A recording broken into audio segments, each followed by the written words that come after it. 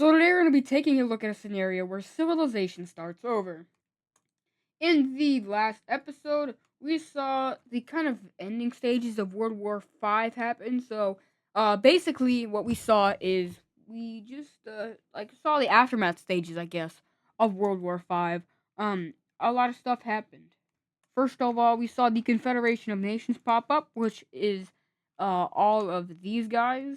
So yeah, we have the major nations of it, the council, Security Council, and then you got the white squares, which is just the regular members of it. And the white squares at any time can be updated to a Security Council member with the votes of the Security Council. So right now, the only Security Council members are China, the Arabian Union, the African Union, the uh, Russian country, so the Southern French Union, and then I guess just America. But if you guys enjoy these videos, please make sure to like and subscribe. Why am I saying this? I'm already done with that segment of the video. But what we also saw happening is if I can get the right layer on, we saw that we had an Uzbekistan civil war. Now Uzbekistan went into a civil war. We just had a bunch of groups. We had this group. We had Kazakhstan making an invasion. We had this yellow country, which is a rebellion, and then this blue country, which is a pro-Arabian rebellion. But speaking of this again, we're just gonna kind of make this a little simpler. So let's just go ahead and do that. So now it's like this. So it's not as confusing, but it's still very confusing. Just without all those occupied little thingies. But we're going to continue on this as we see the green team is actually going to push back a lot in the northern areas. They're going to push back this gold rebellion a lot. And then the gold team is going to even go down south even more as they start kind of like randomly just going in random areas. But they get beat back to something that looks like this. And now the gold team is, or they're just kind of stabilizing in this southern region. But they are going to go after the yellow team and even the blue team.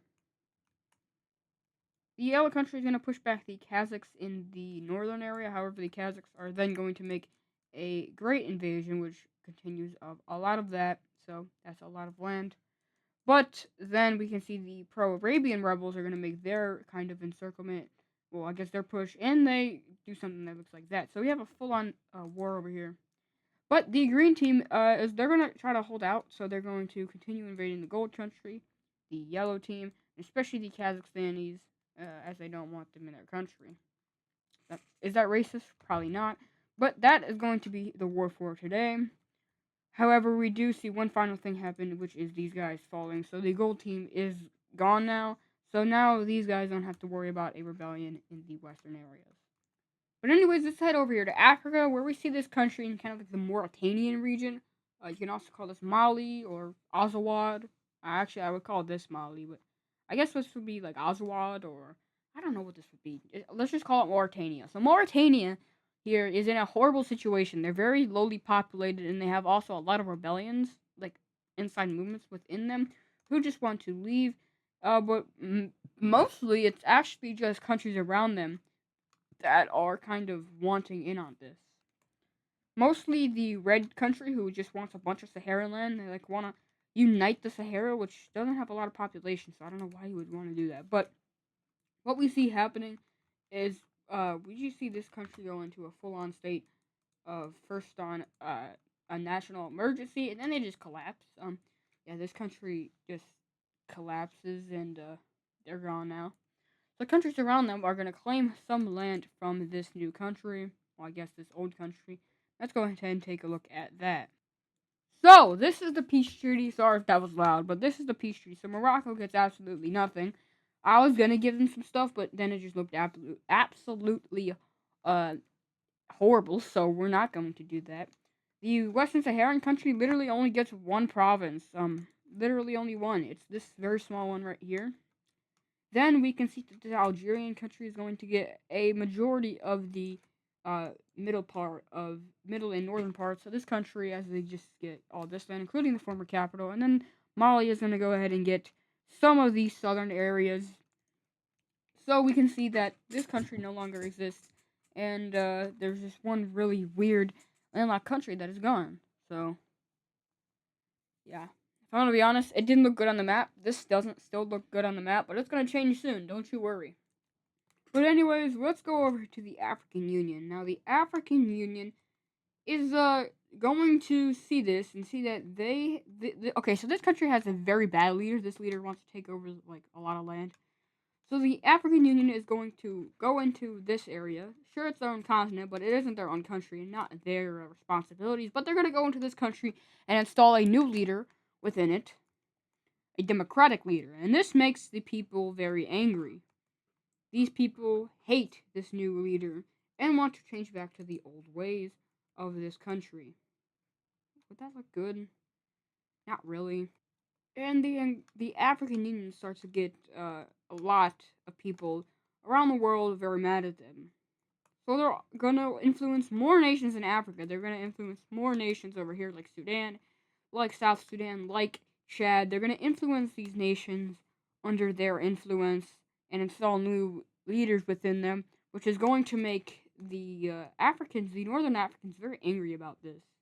But that will be all that has to offer for this episode. As next episode, we'll have a major event, which will kind of like it will make a big event in Africa happen. It won't be like an African war like the War for Africa in episode 42, but it will be a very bad thing for Africa as a whole, or maybe a good thing. Who knows? Anyways, going hard to our next event, we see Panama is in a state of collapse. Well, not really. It also has one of those leaders where it's like very influential, and unfortunately for the African Union, they can't do too much about this because this is out of their political reach. So this guy is going to become a little ruthless, but we'll come back to him in another episode, as we're going to go to somewhere else, and that is Romania. Romania. Romania is not a member in the Confederation of Nations. As we can see here, most countries around them are a member of the Confederation of Nations. However, they are not. And there is going to be an unfortunate event which happens here, which is, well, if we look at the stability map, we can see that this country is, it has horrible stability. Very bad stability. It's one of the worst in the region, actually. And it just has turned into a red stability, country. That means it's in an active rebellion. And, well, we can see that, well, a couple of rebellions are going to happen. So the first major one is over here in this area of Romania, close to Bucharest. It is a pinkish Romanian country. And we see a gold kind of rebellion pop up right here. And then a purple one right here in the Transylvanian region. All these three areas want independence, and for Romania, it's actually easy to fight them. It's easy to fight these rebellions at first, as there really isn't too much of an issue. It's very small rebellions, and the hardest they fight is this pink Romanian nation. However, it's okay. They still are able to fight them. But then these guys start pushing back, especially in this region, to connect up with the coastline. However, the Romanians are going to push them back and encircle them, and they lose their major city. So overall, this war is going okay, until an unfortunate event happens, which is the breaking away of another little area. This time, it is the Transylvanian area, and it collects of 3 cities.